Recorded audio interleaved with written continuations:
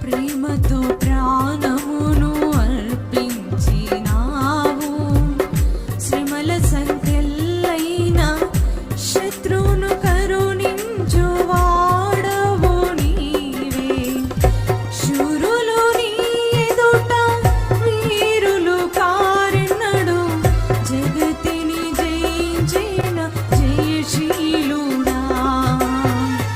శూరులు నీ ఎదుట వీరులు కారెన్నడు, జగతిని జయించిన జయశీలుడా.